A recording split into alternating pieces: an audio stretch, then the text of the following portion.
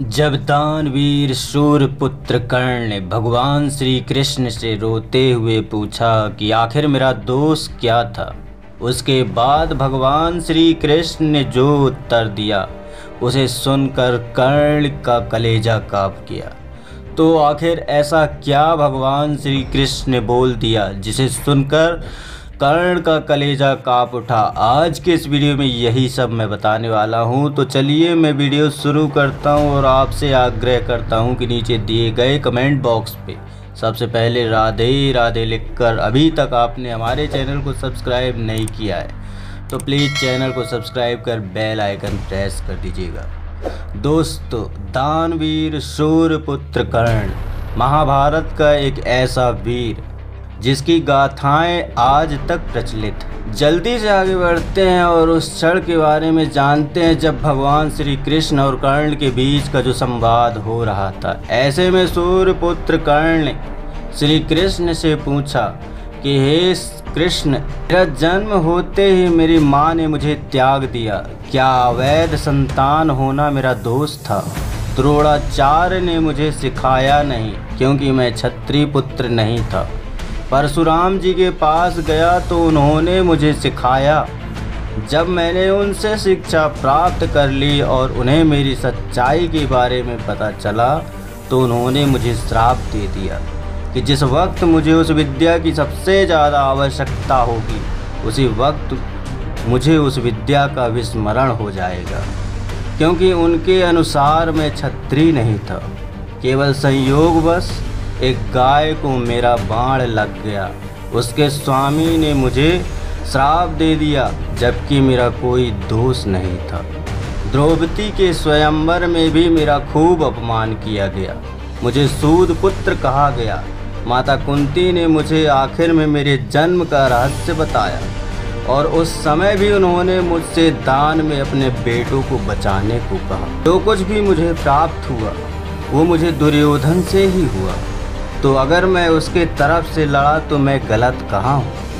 इसी भी कृष्ण ने उत्तर दिया कि हे राधे, मेरा जन्म कारागार में हुआ था। जन्म से पहले ही मृत्यु मेरी प्रतीक्षा में घात लगाए बैठी थी। जिस रात मेरा जन्म हुआ उसी रात मैं माता पिता से दूर कर दिया गया। मेरे मामा कंस मुझे मारना चाहते थे।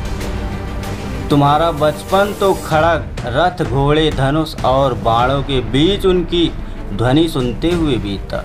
मुझे तो ग्वाले की गौशाला मिली, गोबर मिला और खड़ा होकर जब चल नहीं पाया उससे पहले ही कई प्राण घातक हमले मुझे झेलने पड़े।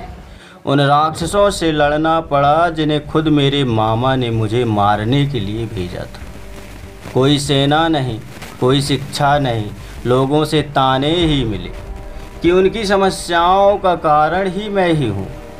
तुम्हारे गुरु जब तुम्हारे शौर्य की तारीफ कर रहे थे, मुझे उस उम्र में कोई शिक्षा ही नहीं मिली।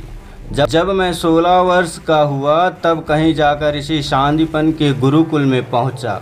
तुम अपनी पसंद की कन्या से विवाह कर सके, लेकिन जिस कन्या से मैंने प्रेम किया वो मुझे मिली ही नहीं। मुझे उनसे विवाह करना पड़ा जिन्हें मेरी चाह थी या जिनको मैंने राक्षसों से बचाया था। मेरे पूरे समाज को यमुना के किनारे से हटाकर एक दूर समंदर के किनारे में बसना पड़ा। उन्हें जरासंध से बचाने के लिए मुझे ऐसा करना पड़ा। रण से पलायन करने के कारण मुझे रणछोड़ भी कहा गया। अगर दुर्योधन युद्ध जीतता भी तो तुम्हें बहुत श्रेय मिलेगा हे राधे, लेकिन अगर धर्मराज युधिष्ठिर जीतते तो मुझे क्या मिलेगा? मुझे केवल युद्ध से निर्माण हुई समस्याओं के लिए दोष दिया जाएगा। मुझे अनेकों श्राप झेलने पड़ेंगे, माताओं की पीड़ा का आह्वान करना पड़ेगा, अपने ही लोगों से मुझे दूर होना पड़ेगा। एक बात का स्मरण रहे राधे, हर किसी को जिंदगी चुनौती देती है। जिंदगी किसी के साथ भी न्याय नहीं करती। दुर्योधन ने अन्याय का सामना किया तो युधिष्ठिर ने भी अन्याय भुगता है, लेकिन सत्य धर्म क्या है ये तुम भली भांति जानते हो। कोई बात नहीं, अगर कितना भी अपमान हो जो हमारा अधिकार है वो हमें ना मिले कोई बात नहीं, लेकिन महत्व इस बात का है कि उस समय उस संकट का सामना कैसे करते हो, और अगर तुम उस संकट का सामना कर लिए तो आज ये दिन देखने को ही नहीं मिलता राधे। इसलिए रोना धोना बंद करो हे राधे। जिंदगी न्याय नहीं करती, इसका मतलब ये नहीं होता कि तुम्हें अधर्म के पथ पर चलने की अनुमति दी जाए। आज तुम्हारा वध निश्चित है, वो भी अर्जुन के हाथ। ऐसे में कर्ण ने दोबारा श्री कृष्ण से प्रश्न किया, मैं मृत्यु के लिए तैयार हूँ, लेकिन मेरे सामर्थ्य का क्या?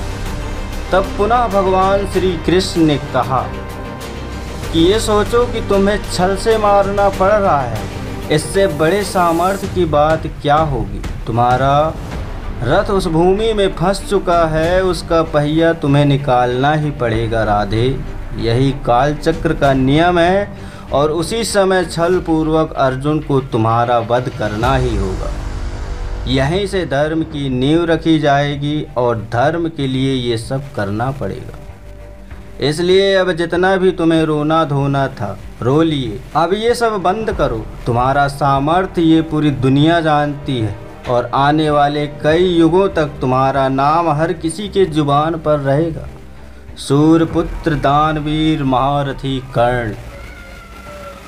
जब भगवान श्री कृष्ण ने ये सब कर्ण को बताया तो कर्ण की आंखें खुल गई। उसी वक्त कर्ण ने फैसला कर लिया कि हे कान्हा, मुझे ये सब मंजूर है, और वह अपने रथ का पहिया निकालना चालू कर दिया। उसी क्षण अर्जुन ने छल पूर्वक कर्ण का वध कर दिया। यही आज भगवान श्री कृष्ण और कर्ण के बीच का संवाद था। दोस्तों, वीडियो कैसा लगा हमें कमेंट के माध्यम से ज़रूर बताएं, और वीडियो पसंद आया हो तो लाइक शेयर और साथ में चैनल को सब्सक्राइब करना मत भूलें, और जोर से बोले जय श्री कृष्ण।